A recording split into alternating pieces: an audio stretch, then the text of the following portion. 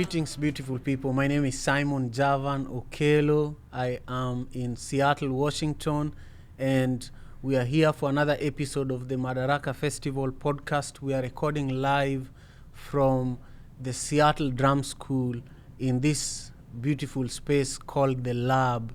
So if you're in Seattle, come and visit this place as well and organize your event here and learn how to play different music instruments in this space.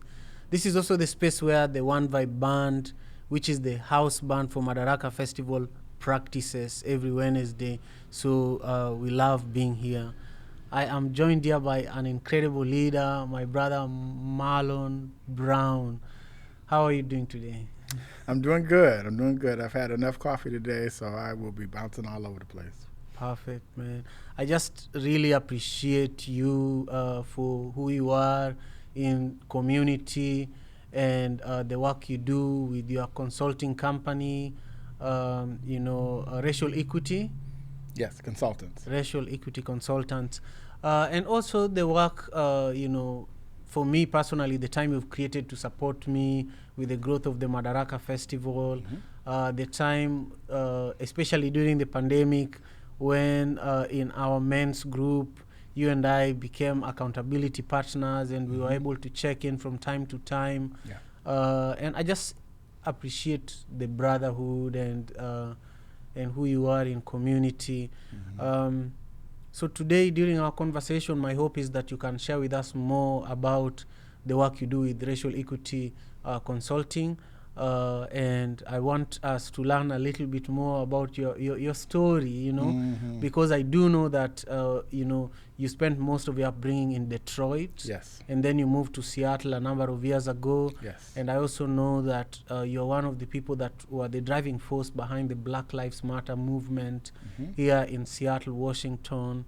And I also want us to touch on the value of producing events like Madaraka Festival, your process, like how do you approach events so that you're successful.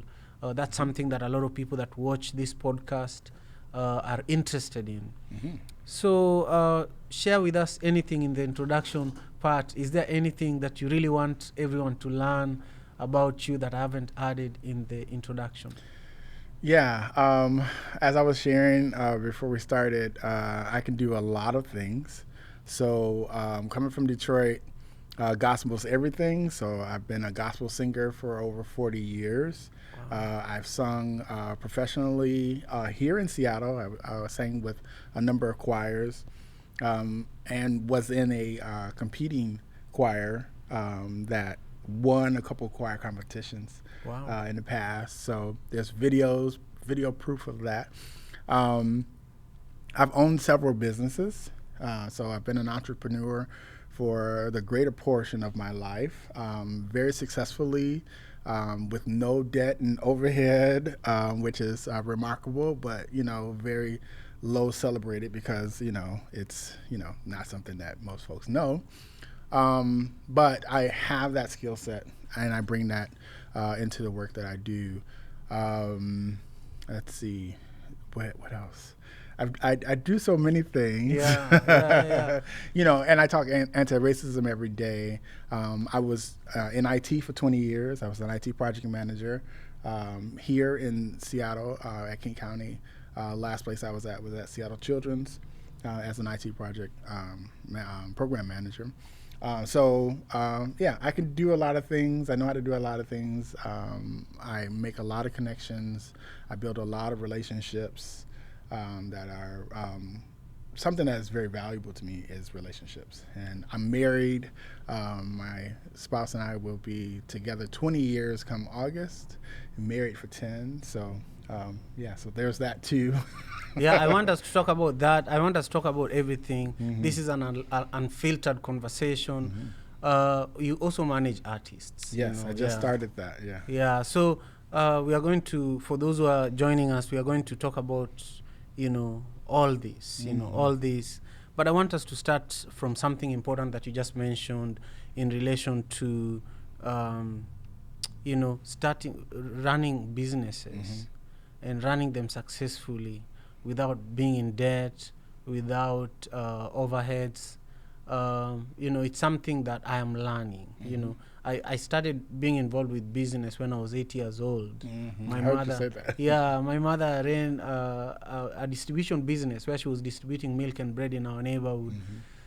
At the time, I was just a beneficiary of the process, but now I am the leader, and a bunch of people, hundreds of people actually look up to me, I want you to go back a little further. Before you start speaking of how you've managed to build these businesses and what specific businesses they are, maybe take us back to your upbringing, and because people don't just start businesses. Like in America, many people are built to be employed, Right. So what is it in your upbringing that actually drove you to start your own businesses and gave you the discipline to actually do it successfully? Yeah, I stand on the shoulders of some amazing Black women who were entrepreneurs for a long time. So like you, I was in business at 7 in a number of ways. My family owned a lawn care and snow removal service. And so I ran the books. I kept all the accounting. I have this numbers thing, so I'm really good with numbers. So that's where I started. I started in business at 7 and 8 too. Yeah. A lot of my knowledge comes from church because I was the youngest junior deacon ever in our church, which just so happened to be a church led by one of the first Black women in Detroit to lead and found a church and pastor that church. And so from these Black women, I learned to do amazing things. And one of them was leading Bible study and handling all the orders and making sure that everybody had everything that they needed. My grandmother was the best friend to our pastor, so I've watched their relationship, and I watched these women help other women and families get out of domestic violence situations, and that's where the foundation of church comes for me. And that is at the core of everything. How do we be our brother, our sister, our siblings' keeper?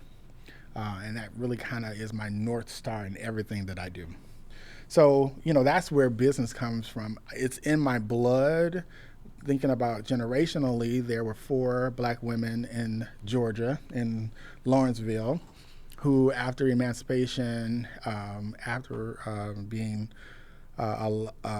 freed from enslavement, ran the general store. So, and they had several businesses, but they were women you did not want to mess with, because when you mess with one, you mess with all 4 of them, and they coming for you, and just understanding that protection and protectiveness. But really running successful businesses is in my blood. And so I learned about running business from my grandmother. And, she was in food service, she ran a restaurant, all of that. So she imparted all that information into me. And that is what really is the foundation of how I run businesses today. Really understanding, what is the need? What am I doing? And how is that received from the community, the people, the demographics that I'm serving? One of the businesses Danny and I, my spouse, had was a dance studio. And we were able to run a successful dance studio with little to no overhead. And all of the money that we made from the studio, from the participants and students, paid for all of the costs.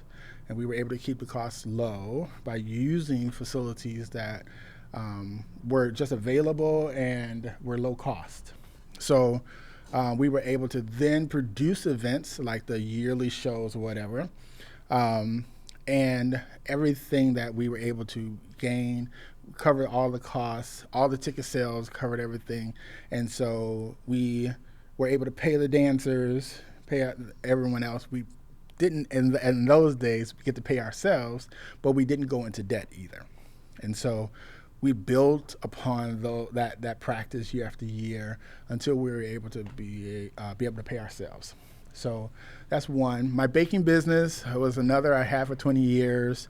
Also very low cost. Started at home, being able to bake at home, and then built that business. Found a space to rent that I could afford, and that the business paid for itself, and I didn't have to borrow any money. I made enough money from the business to be able to sustain and not have to go into debt, take out any loans or anything like that. And yeah, I love that. I love having you as a guest because because you are answering everything the way I was thinking while I was asking you the questions, and I can tell that you're a numbers guy. You know, Yeah. so you know, I wish I had even an hour with you, to be honest. But I know this is the first of many. You know, when you think about when you think about and this is, I hope you're comfortable speaking about this. But coming from Africa, you know, gay marriages are not common. Right. But that's also where this thing started from. But it's just that the colonialists actually criminalized same-sex marriages. Yes. We have tribes in Africa where women marry women. Yeah. And I'm sure there are men being in relationships with men is also, it's something that used to be normal. Yes. Because nothing is new under the face of the earth. Yes. But you and your partner have comfortably and confidently been successful for years, even though you are from the same sex marriage, and also you're from the black community, which I believe here it's hard to be in the same sex marriage and thrive and be confident. Yeah. How does it feel to be you? I have to check in, you know, daily on what it feels like. It's been interesting. I think, you know, I'm sure my parents, when they had me, didn't envision me in this way. They definitely envisioned me being successful. But I would say that along the way, I've had to learn and unlearn some things in order to be in the place where I am now. Yeah. You know, just, you know, growing up in a heterosexual family, I didn't have examples of how to be in a same-sex relationship. Yeah. You know, and so and I haven't had many relationships before Danny. You know, I had relationships with women that were not successful, probably because I wasn't being true to myself. And so once I decided, you know, to actually honor, you know, how I feel, who I am attracted to, things shifted. But I would say that it took a lot for Danny and I to be at where we are now and to be successful. We had to learn how to be in relationship with each other and to really kind of separate us from our parents' relationships. You know, we are not going to live like they live. We can't uphold the stereotypes and the experiences that they have. We had to chart our own journey. And so we really had to learn, one, about ourselves. Who are we coming into this relationship? And recognize that our parents didn't have a lot of skills in being in successful relationships. And some of, you know, my dad and my stepmother, you know, were married until he died, but it wasn't a healthy relationship. You know, it was very transactional. But Danny and I really had to learn who we were and be confident within ourselves and really understand that we're the only ones who can make ourselves happy. Our partners is not responsible for our happiness. And that was a huge shift and pivot, you know. And so relieving my partner of that responsibility is on me. Okay, then, you know, who am I? And really understanding that. And so that's a journey, lots of therapy. I promote therapy. Everybody should be in therapy. All black people should get it for free. That's another thing. But, you know, once I was able to understand who I was at the time, and then my spouse do the same thing, you know, then we had to tackle who are we together, you know, and being someone who is, very successful, my spouse also being very successful, how do we support each other? And how do we really tackle those outside forces, like you were sharing previously, that pressure, from the outside forces on your relationship. And, these egos, you're more successful than I am, I'm making more money than you are, all of these dynamics. We had to learn to just confront them head on and talk about them. This is something that's coming up. I'm feeling this energy or whatever, how do we talk about it? What is it? What does it mean for you? How do we, do this together? How do I express the concerns and feelings I'm having? And that took time. It took time to get to that place. But we got there. Talk about failure. I'm talking about failure previously. We had lots of failures. We broke up, in the midst of our relationship, but we were still in the same house, which that's a whole nother story. That's a book by itself. Yeah. And then, coming back together, and finding that, we wanted to be with each other. And I think that a lot of folks, and we've seen a lot of folks, they are in relationships, but they have somebody in the wings. So, they shift from one relationship to another really quickly because they already have somebody waiting, and they never really take the time to process what happened, what failed, and what are their lessons so that they're better people going forward into their next relationship. And so consequently, we also find ourselves coaching other couples in, just how to be better people with each other, Yeah. So, yeah. I love that. And you speak about relationships now. Earlier, you also spoke about one of the things you're really good at is building relationships, creating relationships, connecting people. And I feel that is such a, it's such a critical skill set for success in marriages, in business, in community. Even the best presidents have been the best at building relationships with people. Yes. And I just want you to speak to what's the best relationship you've ever had in your life? The best relationship. And then I want you to talk about the worst relationship. And then also, I just want you to I don't want to go too far because this podcast is also about event production, and it's a space for artists. It's a space for people who are looking to transform the world through the events and movements that they build, So then, how do you build relationships with your audiences, people that attend your events? This is an area you have expertise in. So that's why I want us to speak about this. And then I know that we have a shorter time for our conversation today. So after that, we will see where to take it. Yes. Yeah. My best relationship was with my grandmother for sure. I was raised by her. My mom was a young mom, having me at 15. My father was much older. We won't go in there, but it was an interesting time. And coincidentally, I'm writing my book, and all this stuff is coming up. So I'm like, oh my God, I had to do more history into that. I was like, what was happening and all this stuff. So, but my grandmother, she is my rock. My mom and I basically were growing up together. And at the time, my mom was really trying to find her way. So my grandmother raised me, and I physically stayed with my grandmother. And everything I do is based off of what I learned from my grandmother. A lot of the sayings and things that she taught me are still very present today. We had an honesty that is unmatched with anybody. I mean, we could talk about anything. And we talked about anything. I mean, I was 12 talking about sex with my grandmother, Wow. And I had conversations about that with my mom too.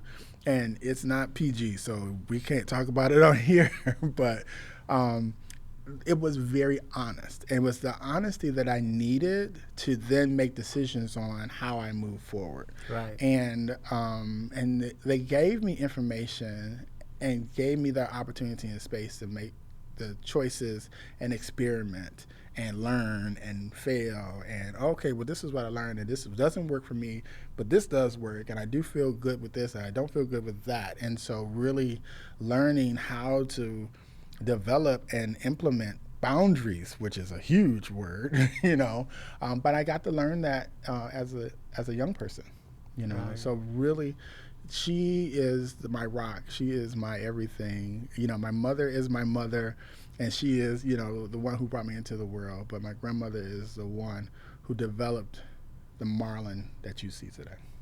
That's excellent. So one of the things that fascinates me about our conversation today is how you build relationships with the dance community, the dancers themselves, similar to Madaraka Festival. Some people tell me that I have a great relationship with artists. That's why I have the best artists on the Madaraka Festival lineup. And also, how do you sustain these relationships, especially with your audience, the people who come to see the dancers or the people who come to attend the dance classes? So speak to that. The dancers' relationship, similar to artists' relationship with Madaraka Festival, and the relationship with the audience. How do you keep your audience coming? So my spouse is the dancer choreographer, and it's very, very good with relationships with dancers, and I tag along with that. And so it is really a lot of Danny's efforts to build relationships with dancers, and I'm just supplementing and supporting that role. And it is rooted in honesty. It's rooted in really understanding, historically what the pathways of dancers have been, the struggles that dancers experience, the inequities when it comes to income and livability, and the sustainability in the art and craft, navigating the playing fields as it relates to getting jobs and that. A lot of that I've learned by being with Danny. And it hinges on honesty, really, truly understanding, what people are going through, being honest about what we are trying to achieve. And like you said, a lot of folks would support us because of our relationship for free, but we ensure that we get folks paid and support them and create an environment that is not harmful. And a lot of the arts, unfortunately, encompasses a lot of abuse. And we head that off from the beginning by creating an environment that is not abusive, not harmful. I love that. And I feel like it also answers the second question, which is in relation to how do you sustain your relationship with your audiences. And I think a lot of it is honesty, and a lot of it is, creating an environment that is inclusive, Yes. not abusive. So I know that you are deeply involved with helping me grow Madaraka Festival. You and I have been in a men's group for years. Shout out to all the other brothers in the same space. But I know that I love you back again. So I just want you to take a minute and look at that camera and share with our audience members, just say, my name is Marlon Brown. You're tuned in to Madaraka Festival podcast. Please subscribe here on YouTube and follow at Madaraka Festival across social media. Okay. I'm Marlon Brown, and you're here with Madaraka Festival podcast. And subscribe on YouTube and follow us at Madaraka Festival on all social media. Thank you very much. So in closing, just 3 tips for whoever is watching that is producing an event, whether it's a festival like Madaraka Festival or they are producing a dance event. What are the 3 brief tips that you'd give them before we wrap up our conversation today? You need a good team. You can't do this by yourself. Contrary to popular belief, especially here in the Pacific Northwest, that prides themselves on individualism, or I can do it by myself. the reality is you can only do a few things on one hand by yourself. So get you a good team, know your numbers, what's your budget, pull your budget together, be very honest and critical about how much money you need for that show to go off, and where you're going to get that money. Whether you self-fund it or you're going to get a loan or you're going to do ticket sales or whatever, be very, very clear and very early. The earlier you can start, the better, but be very clear where that money is going to come from.